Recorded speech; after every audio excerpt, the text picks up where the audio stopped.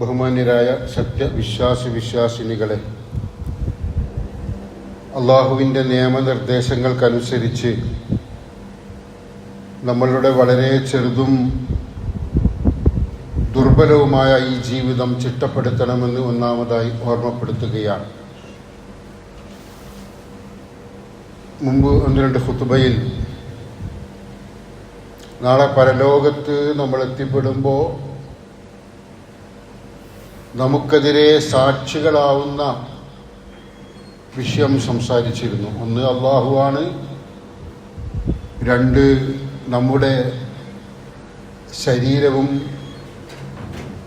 അല്ലെങ്കിൽ അവയവങ്ങളും നമ്മൾ തന്നെയും. വിഷയമായി ഒരു സാക്ഷി കൂടി ഖുർആൻ നമ്മെ ബോധ്യപ്പെടുത്തുകയാണ്. അത് മലക്കുകളാണ്. വിശുദ്ധ ഖുർആൻ സൂറത്ത് താരിഖിൽ 4-ാമത്തെ ആയത്തിൽ പറയുന്നു, ഇൻ കുല്ലു നഫ്സിൻ ലമ്മാ അലൈഹാ ഹാഫിള്. തൻ്റെ കാര്യത്തിൽ ഒരു മേൽനോട്ടക്കാരൻ ഉണ്ടായിക്കൊണ്ടല്ലാതെ ഒരാളുമില്ല. അം ഹസിബത്തും അന്നമാ ഖലഖ്നാകും അബസ. നമ്മൾ വെറുതെ ഭൂമിയിൽ സൃഷ്ടിച്ചതാണെന്ന് നാം കരുതുന്നുണ്ടോ എന്ന് വിശുദ്ധ ഖുർആന്റെ ചോദ്യം.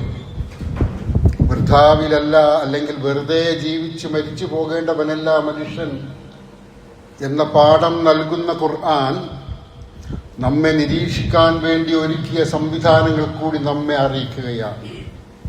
ഒന്ന് അള്ളാഹു തന്നെയാണ് നമുക്ക് അനുകൂലമായും പ്രതികൂലമായും നാളെ മഹ്ശറയിൽ സാക്ഷിയായിട്ടുണ്ടാവുക. മറ്റൊന്ന് നമ്മൾ തന്നെയാണ് നമുക്ക് അനുകൂലമായും പ്രതികൂലമായും, നമ്മുടെ ശരീര അവയവങ്ങൾ തന്നെയാണ് നമുക്ക് അനുകൂലമായും പ്രതികൂലമായും നാളെ മഹ്ശറയിൽ സാക്ഷികളായിട്ടുണ്ടാവുക. മറ്റൊന്ന് മലക്കുകളാണ്. ഭൂമിയിൽ മനുഷ്യർക്ക് പുറമെ ജിന്നുവർഗത്തിന് പുറമെ അള്ളാഹുവിൻ്റെ സൃഷ്ടികളായ ഒരു വിഭാഗമാണ് മലക്കുകൾ. അവർക്ക് അള്ളാഹു ചില ഉത്തരവാദിത്തങ്ങൾ നൽകിയിട്ടുണ്ട്. അതിൽ വളരെ പ്രധാനപ്പെട്ട ഉത്തരവാദിത്തമാണ് നമ്മെ നിരീക്ഷിച്ചു കൊണ്ടിരിക്കുക എന്നുള്ളത്. ഇൻ കുല്ലു നഫ്സിൻ ലമ്മാ അലൈഹാ ഹാഫിള്. തൻ്റെ കാര്യത്തിൽ ഒരു മേൽനോട്ടക്കാരനുണ്ടായിക്കൊണ്ടല്ലാതെ ഒരു മനുഷ്യനും ഈ ഭൂമിയിൽ ജനിച്ചു വീഴുന്നില്ല, ജീവിച്ചു തീർക്കുന്നില്ല. അതുകൊണ്ട് തന്നെ നമ്മുടെ ജീവിതത്തിൻ്റെ ഓരോ ഘട്ടവും ഓരോ സമയവും നിരീക്ഷിക്കപ്പെടുന്നുണ്ട്, റിക്കാർഡ് ചെയ്യപ്പെടുന്നുണ്ട് എന്നർത്ഥം. വിശുദ്ധ ഖുർആൻ സൂറത്തുൽ ഇൻഫിത്താറിൽ പറയുന്നു, 10, 11, 12 ആയത്തുകളിലൂടെ, വഇന്ന അലൈക്കും ലഹാഫിളീൻ. തീർച്ചയായും നിങ്ങളുടെ മേൽ ചില മേൽനോട്ടക്കാരുണ്ട്. കിറാമൻ കാത്തിബീൻ. രേഖപ്പെടുത്തി വെക്കുന്ന, രേഖകളുണ്ടാക്കുന്ന, റിക്കാർഡ് ചെയ്യപ്പെടുന്ന മാന്യന്മാരാണവർ. യഅലമൂന മാ തഫ്അലൂൻ. നിങ്ങൾ പ്രവർത്തിച്ചു കൊണ്ടിരിക്കുന്നത് അവർ കൃത്യമായി അറിയുന്നുണ്ട്. ഒരു പോറൽ പോലുമില്ലാതെ, ഒരബദ്ധം പോലും വരാത്ത രീതിയിൽ കൃത്യമായിട്ട് നമ്മുടെ എല്ലാ പ്രവർത്തനങ്ങളും, നമ്മുടെ കണ്ണിമ വെട്ടുന്നത് പോലും അറിഞ്ഞുകൊണ്ടിരിക്കുന്നുണ്ട് ഇവർ. നമ്മെ നിരീക്ഷിക്കാൻ വേണ്ടി അള്ളാഹു നിയോഗിച്ച മലക്കുകൾ എന്ന് ഖുർആൻ നമ്മെ ബോധ്യപ്പെടുത്തിക്കൊണ്ടിരിക്കുകയാണ്. അതുകൊണ്ട് തന്നെ പ്രിയപ്പെട്ടവരെ, എങ്ങനെയെങ്കിലും ജീവിച്ച് തീർക്കുക എന്നുള്ളതല്ല മനുഷ്യ ജീവിതമെന്ന് ഖുർആൻ അടിക്കടി ഓർമ്മപ്പെടുത്തുന്നത്. നമ്മുടെ ജീവിതത്തെ നാം സംസ്കരിച്ചെടുക്കാൻ വേണ്ടിയാണ്. മനുഷ്യരിൽ എന്നല്ല, ജീവിവർഗങ്ങളിൽ തന്നെ ഏറ്റവും ഉത്തമരായ വിഭാഗം എന്ന നിലക്ക് മനുഷ്യൻ ഏറ്റവും നല്ല വിഭാഗമായി തന്നെ ഈ ഭൂമിയിൽ ജീവിക്കേണ്ടതുണ്ട്, ഈ ഭൂമിയെ കൈയാളേണ്ടതുണ്ട്. ഏറ്റവും നല്ല വിഭാഗം എന്ന് പറയുമ്പോൾ അവരോളം ശ്രേഷ്ഠത കൈവരിക്കുന്ന മറ്റൊന്നും ഉണ്ടാവരുത് എന്ന് തന്നെയാണ് അതിൻ്റെ അർത്ഥം. അങ്ങനെ പരിശ്രമിച്ചാൽ നമുക്ക് എത്തിപ്പിടിക്കാൻ കഴിയുമെന്ന് ഖുർആനും പ്രവാചക വചനങ്ങളും നമ്മെ ബോധ്യപ്പെടുത്തുകയാണ്. മലക്കുകളെ സംബന്ധിച്ചിടത്തോളം അവർ തെറ്റുകളൊന്നും ചെയ്യുന്നില്ല. അള്ളാഹുവിൻ്റെ ആ സൃഷ്ടി വിഭാഗങ്ങൾ അവർ അള്ളാഹു നിർദ്ദേശിച്ച കൽപ്പനകൾ അനുസരിക്കുക എന്നതിനപ്പുറം ഒരബദ്ധവും വരാത്ത വിഭാഗമാണ്. ആ വിഭാഗങ്ങളെപ്പോലും അതിനേക്കാളും ഉയർന്നതിലേക്ക് മനുഷ്യനെത്തിപ്പെടാൻ കഴിയുമെന്ന് വിശുദ്ധ ഖുർആൻ സൂചിപ്പിച്ചിട്ടുണ്ട്. ആ ആയത്തുകളിലേക്കൊന്നും ഈ സന്ദർഭത്തിൽ ഞാൻ പോകുന്നില്ല. പറഞ്ഞു വരുന്നത്, ഒരബദ്ധവും ഭൂമിയിൽ സംഭവിക്കാതെ ജീവിക്കുന്ന മാസൂമുകളായ മലക്കുകളെക്കാൾ ഉന്നതന്മാരായി ഉന്നത സ്ഥാനം കൈയാളാനുള്ള കഴിവ് അള്ളാഹു മനുഷ്യന് നൽകിയിട്ടുണ്ട്. നമ്മുടെ ഒരു കാര്യം നിർവഹിക്കുമ്പോൾ അതേക്കുറിച്ച് ആലോചിക്കാൻ നമുക്ക് കഴിയുന്നുണ്ട്. അത് നല്ലതാണോ ചീത്തയാണോ എന്ന് തിരിച്ചറിയാനുള്ള വകതിരിവ് നമ്മൾക്കുണ്ട്. അതുകൊണ്ട് തന്നെ നല്ലതിനെ ഉപയോഗപ്പെടുത്തുകയും ചീത്തയായതിനെ തള്ളി മാറ്റുകയും ചെയ്യുക എന്നുള്ളതാണ് മനുഷ്യബുദ്ധി അല്ലെങ്കിൽ മനുഷ്യൻ നിർവഹിക്കേണ്ടുന്ന ദൗത്യം.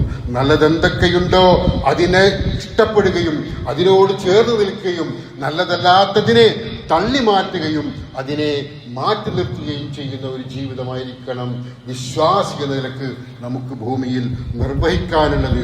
അങ്ങനെ നാം നിർവഹിച്ചാൽ നമ്മളെ നിരീക്ഷിക്കുന്ന മലക്കുകളടക്കം നമുക്ക് വേണ്ടി വക്കാലത്തുമായി നാളെ വരും.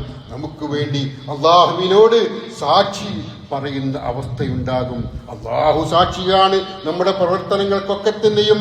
നമ്മൾ തന്നെ നമ്മുടെ ശരീരത്തിലെ അവയവങ്ങൾ സാക്ഷിയാണ് നമ്മുടെ പ്രവർത്തനങ്ങൾക്കൊക്കെ തന്നെയും.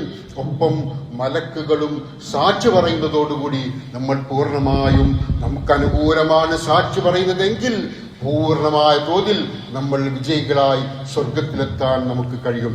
അല്ല, അവയൊക്കെയും നമുക്കെതിരെയാണ് സാക്ഷി പറയുന്നതെങ്കിൽ നമ്മൾ പരാജിതരായി നരകത്തിലേക്ക് പോകേണ്ടി വരും. അതുകൊണ്ട് തന്നെ ഈ ജീവിതം എന്നുള്ളത് ഗൗരവതരമായ കാര്യമാണ്. കളിയും തമാശയും കേവലം നേരം പോക്കുമല്ല എന്ന് ആവർത്തിച്ച് ഖുർആൻ പറഞ്ഞുകൊണ്ടിരിക്കുന്നു.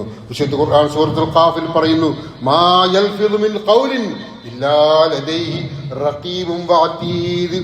ഏതൊരു വാക്ക് നാം ഉച്ചരിക്കുമ്പോഴും ഞാൻ ഈ വേദിയിൽ ഈ മെമ്പറിൽ കയറി നിന്നുകൊണ്ട് പറഞ്ഞ വാക്കുകൾ അത്രയും അവന്റെ അടുക്കൽ തയ്യാറാക്കി നിൽക്കുന്ന നിരീക്ഷകൻ രേഖപ്പെടുത്തി വെക്കാതെയില്ല. ഇതൊക്കെ രേഖപ്പെട്ട് കഴിഞ്ഞിരിക്കുകയാണ്. നമ്മളിത് കഴിഞ്ഞ് നമസ്കാരാനന്തരം പുറത്തു പോയി നമ്മൾ പറയുന്ന വാക്കുകൾ അത് നല്ലതിനു വേണ്ടിയായാലും ചീത്തയ്ക്ക് വേണ്ടിയായിരുന്നാലും നന്മയ്ക്ക് വേണ്ടിയായിരുന്നാലും തിന്മയ്ക്ക് വേണ്ടിയായിരുന്നാലും അതൊക്കെ രേഖപ്പെടുത്തുമെന്ന് ഖുർആൻ നമ്മെ ഓർമ്മപ്പെടുത്തുകയാണ്. ഏതൊരു വാക്ക് നാം ഉച്ചരിക്കുമ്പോഴും അവന്റെ അടുത്ത് അത് തയ്യാറായി നിൽക്കുന്ന നിരീക്ഷകൻ ഉണ്ട് തന്നെ. വിശുദ്ധ ഖുർആൻ സൂറത്ത് തഹ്രീമിൽ പറയുന്നു, യാ അയ്യുഹല്ലദീന ആമനൂ ഖൂ അൻഫുസകും വഅഹ്ലീകും നാറാ. സത്യവിശ്വാസികളെ, നിങ്ങൾ സ്വന്തം ദേഹങ്ങളെയും നിങ്ങളുടെ ബന്ധുക്കളെയും വേണ്ടപ്പെട്ടവരെയും വേണ്ടപ്പെട്ടവർക്ക് വേണ്ടിയാണ് നമ്മുടെ ജീവിതം. നമ്മുടെ ആയുസ് മുഴുക്കെ നമ്മൾ അത്യധ്വാനം ചെയ്യുന്നത്, നമ്മൾ സമ്പാദിക്കുന്നത്, നമ്മൾ കഠിനമായി പ്രവർത്തിക്കുന്നത് നമ്മുടെ പ്രിയപ്പെട്ടവർക്ക് വേണ്ടിയാണ്, നമ്മുടെ വേണ്ടപ്പെട്ടവർക്ക് വേണ്ടിയാണ്. ആ വേണ്ടപ്പെട്ടവരെ ചേർത്ത് നിർത്തിക്കൊണ്ട് നിങ്ങൾ നരകത്തിൽ നിന്ന് നിങ്ങളെയും അവരെയും രക്ഷപ്പെടുത്തണേ എന്ന് ഖുർആൻ ശാസിക്കുകയാണ്.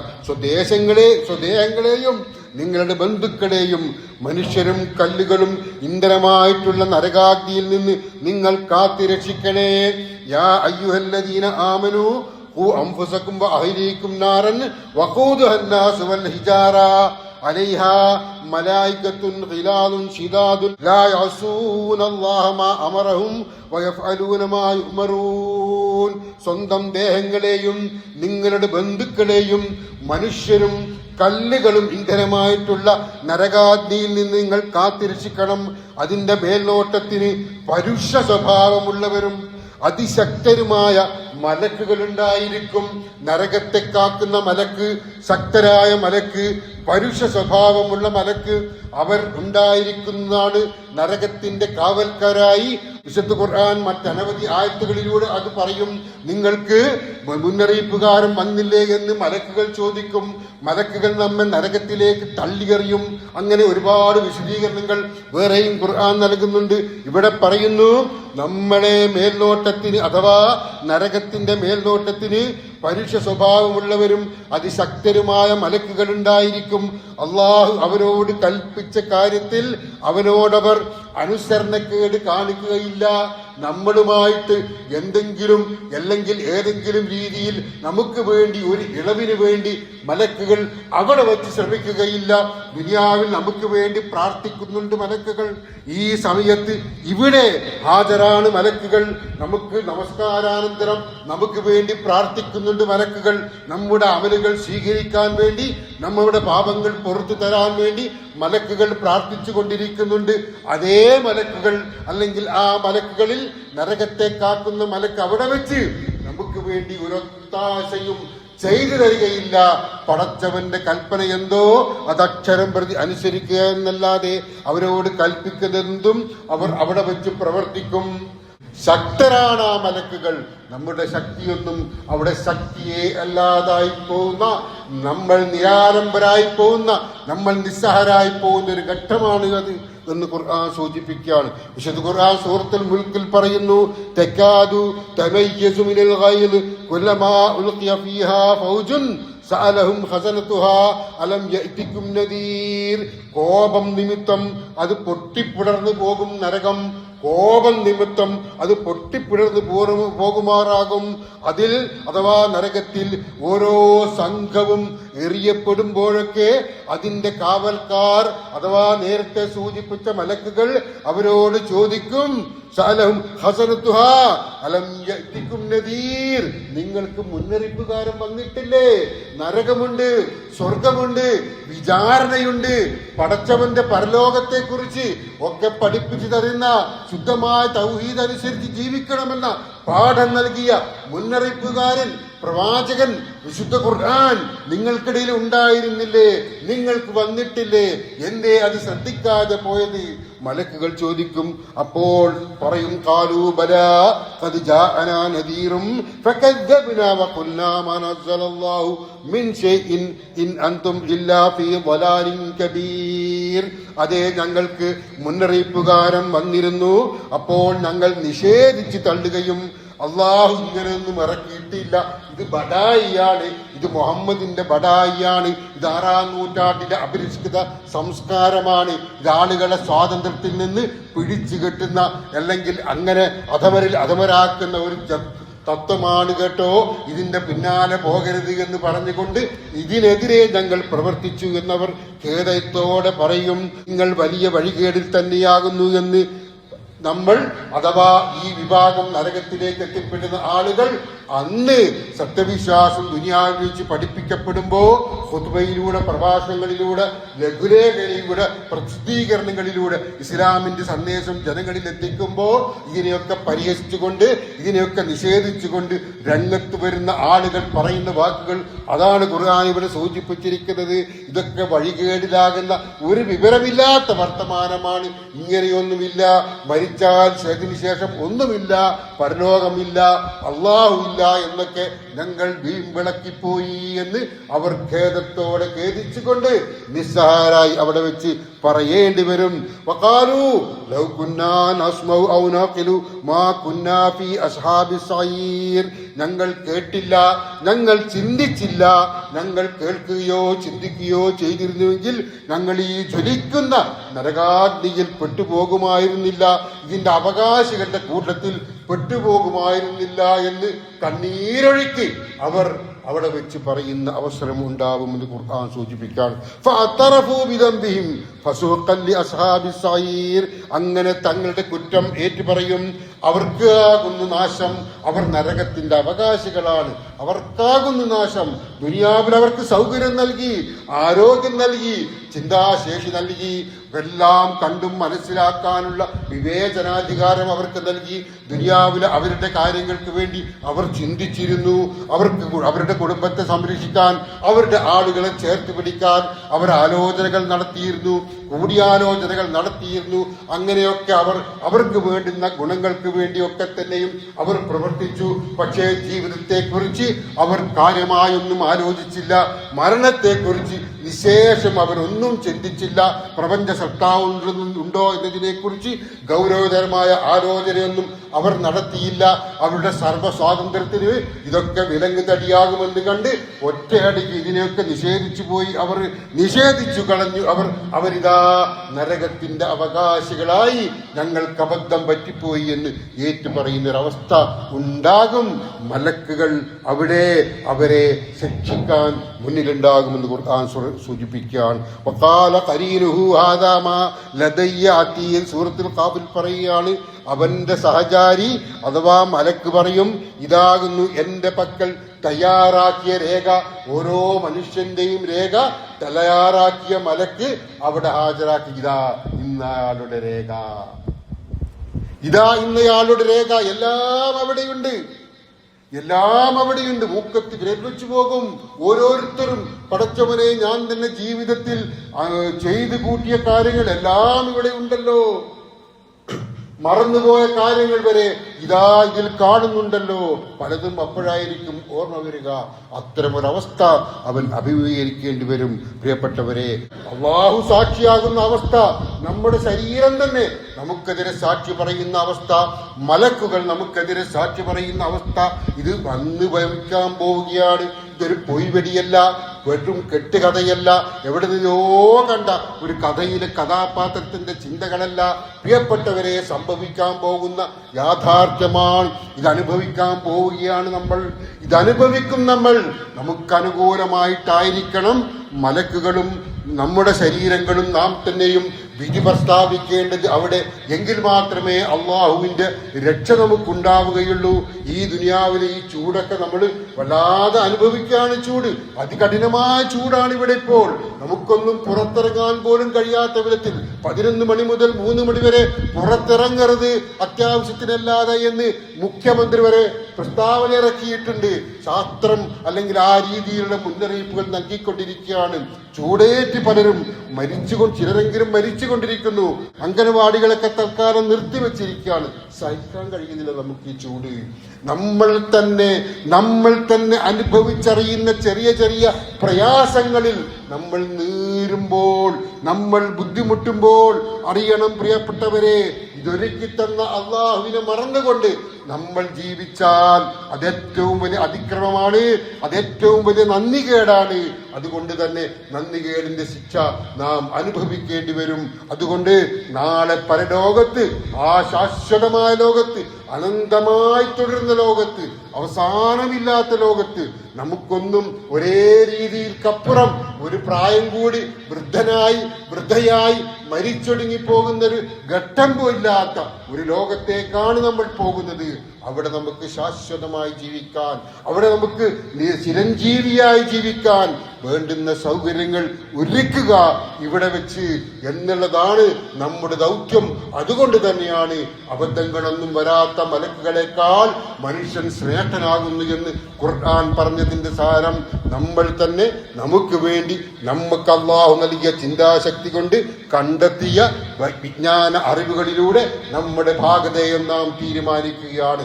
പരലോകത്ത് സ്വർഗം വേണമെന്ന് നാം തീരുമാനിക്കുകയാണ്. അതിനുവേണ്ടിയുള്ള അത്യുദ്ധാനമായിരിക്കട്ടെ നമ്മുടെ ഓരോ സന്ദർഭത്തിലും നമുക്കുണ്ടാവേണ്ടത്. ഈ കാലാവസ്ഥയുടെ വ്യതിയാനങ്ങൾ അല്ലെങ്കിൽ കാലാവസ്ഥയുടെ അനുകൂലവും പ്രതികൂലവുമായ കാര്യങ്ങളിലൊക്കെ തന്നെ ഒരുപാട് ചിന്ത നമ്മിലേക്ക് ഉയർന്നു വരേണ്ടതുണ്ട്. ഈ തീനേക്കാൾ എത്രയോ 10 മടങ്ങ് ചൂടുള്ള നരകത്തെക്കുറിച്ചുള്ള ഓർമ്മകൾ കൂടി നമ്മുടെ മുമ്പിലുണ്ടാകണം. അള്ളാഹു നമ്മെ അനുഗ്രഹിക്കുമാറാവട്ടെ. ജീവിതത്തിൽ ഓരോ നിശ്വാസവും നമ്മെ സംസ്കരിച്ചെടുക്കാൻ വേണ്ടിയുള്ളതാക്കി തീർക്കാൻ നാം പരിശ്രമിക്കുക. അള്ളാഹു അനുഗ്രഹിക്കുമാറാവട്ടെ. അഖൂലു ഖൗലി ഹാദാ അസ്തഗ്ഫിറുല്ലാഹ ലി വലക്കും ഫസ്തഗ്ഫിറൂഹു ഇന്നഹു ഹുവൽ ഗഫൂറുർ റഹീം. ദുനിയാവിലെ ഭൗതികമായ ഒരുപാട് സൗകര്യങ്ങൾ അറിയുന്നവരാണ് നമ്മളെക്കാളേറെ, എന്നെപ്പോലെ പ്രായം കൂടിയവരെക്കാളേറെ ഇതാ മുന്നിരിക്കുന്ന വിദ്യാർത്ഥികൾ, യുവാക്കളൊക്കെ തന്നെയും പുതിയ സാങ്കേതിക വിദ്യയിൽ അഭിരമിക്കുന്നവരും ആ വിദ്യയുടെ സൗകര്യങ്ങളെ ഉപയോഗപ്പെടുത്തുന്നവരുമാണ്. പ്രിയപ്പെട്ടവരെ അറിയണം, വളരെ എളുപ്പമായിരിക്കുകയാണ് ലോകം. ഒരു വിരൽത്തുമ്പ് കൊണ്ട് നിയന്ത്രിക്കാൻ കഴിയാവുന്ന വിധത്തിൽ അത്യത്ഭുതകരമായ മാറ്റങ്ങൾ ഇങ്ങനെ വന്നുകൊണ്ടിരിക്കുകയാണ്. ഒരു 10-30 വർഷം മുമ്പ് ഇങ്ങനെ ആയിരുന്നില്ല. അന്നത്തെ ജനങ്ങൾക്ക്, അന്നത്തെ ആളുകൾക്ക്, ഞങ്ങളുടെയൊക്കെ യുവാത്വ കാലഘട്ടത്തിൽ ഞങ്ങൾക്കൊന്നും ചിന്തിക്കാൻ പോലും കഴിയാതിരുന്ന സൗകര്യങ്ങളാണ് ഇന്ന് നിങ്ങൾ അനുഭവിച്ചു കൊണ്ടിരിക്കുന്നത്. പ്രിയപ്പെട്ടവരെ, ഈ സൗകര്യങ്ങളൊക്കെ തന്നെയും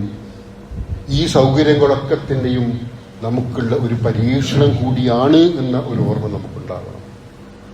സൗകര്യങ്ങൾ നമുക്ക് നമ്മുടെ ജീവിതത്തിനാണ്, ജീവിതത്തിൻ്റെ എളുപ്പത്തിനാണ്, സമൂഹത്തെ സംസ്കരിക്കാനും കൂടിയുള്ളതാണ്.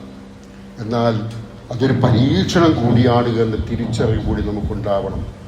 അതെങ്ങനെ ഉപയോഗപ്പെടുത്തണം, എങ്ങനെ ഉപയോഗപ്പെടുത്തരുത് എന്നൊരു ബോധ്യം നമുക്കുണ്ടാവണം. ഇപ്പോൾ വെക്കേഷൻ സമയമാണല്ലോ. ഇടിച്ചു പൊളിച്ച് ജീവിക്കുന്ന ഈ സന്ദർഭത്തിൽ നമ്മൾ കുറച്ചെങ്കിലും ഇത്തരത്തിലുള്ള കാര്യങ്ങളിലേക്ക് കൂടി ഇറങ്ങിച്ചെല്ലണം.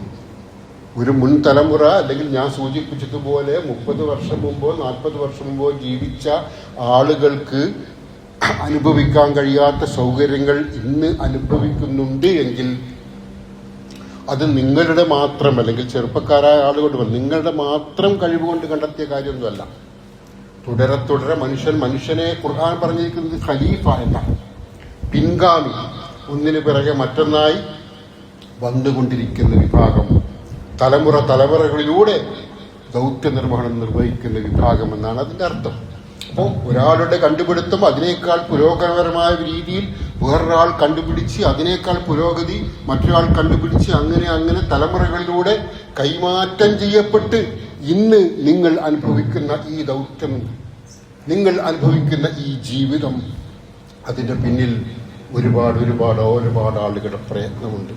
ഞാൻ ഇത്രയും പറഞ്ഞത് പ്രിയപ്പെട്ടവരെ, നമ്മൾ മനസ്സിലാക്കണം, ഞാൻ മതി എന്ന ഒരു ചിന്ത നിങ്ങളെ ഒരിക്കൽ പോലും സ്വാധീനിക്കരുത്. ഞാൻ മതി, ആ ചിന്തയാണ് പലപ്പോഴും പല രീതിയിലുള്ള അപകടങ്ങളും സമൂഹത്തിലും കുടുംബത്തിലൊക്കെ വിതറിക്കൊണ്ടിരിക്കുന്നത്. എൻ്റെ ആസ്വാദനം എന്ന രീതിയിൽ ആളുകൾ ജീവിക്കുമ്പോൾ, എനിക്ക് പണം സമ്പാദിച്ച് എനിക്ക് സുഖിക്കണമെന്ന രീതിയിൽ ആളുകൾ ജീവിക്കുമ്പോൾ, അവൻ നന്മയെക്കുറിച്ചുള്ള ചിന്തകളൊക്കെ മാറ്റിവെച്ച് തിന്മക്കൊപ്പം ചേരുന്ന ഒരുപാട് അനുഭവങ്ങൾ. ഇന്നലെയും 3 കോടി രൂപയുടെ MDMA പിടിക്കപ്പെട്ടു ഈ കോഴിക്കോട് ജില്ലയിലെ ഉള്ളിയേരിക്കടുത്ത് ഒരു യുവാവും യുവതിയും. പറഞ്ഞു വരുന്നത്, എനിക്ക് ജീവിക്കണമെന്നതിനപ്പുറം എനിക്ക് ആസ്വദിച്ച് ജീവിക്കണം, മറ്റുള്ളവൻ തകർന്നൊടുങ്ങിയാലും സാരമില്ല എന്ന മോശപ്പെട്ട ചിന്ത ഈ പുതിയ സാങ്കേതിക വിദ്യയുടെ വളർച്ചയുടെ കാലത്ത് വല്ലാതെ വർദ്ധിച്ചു വരുന്നുണ്ട്. സ്വാർത്ഥമായ ചിന്തകൾ വല്ലാതെ വർദ്ധിച്ചു വരുന്നുണ്ട്. അതിന് ഇടം കൊടുക്കാത്ത രീതിയിലായിരിക്കണം എൻ്റെ മുമ്പിലിരിക്കുന്ന പ്രിയപ്പെട്ട യുവാക്കളെ, കുറച്ച് യുവാക്കളെ ഞാൻ കാണുകയാണ്. പ്രിയപ്പെട്ട യുവാക്കളെ, നിങ്ങൾ ചിന്തിക്കേണ്ടത് എന്ന് മാത്രം സാന്ദർഭികമായി ഉണർത്തിക്കൊണ്ട് ഞാൻ അവസാനിപ്പിക്കുകയാണ്. ഈ കൂടിച്ചേരലും ഈ ഇരുത്തവും ഈ കേൾവിയും ഈ സംസാരവും ഒക്കെ സ്വാലിഹായ അമലായി കാരണവാനായ അള്ളാഹു സ്വീകരിക്കുമാറാവട്ടെ.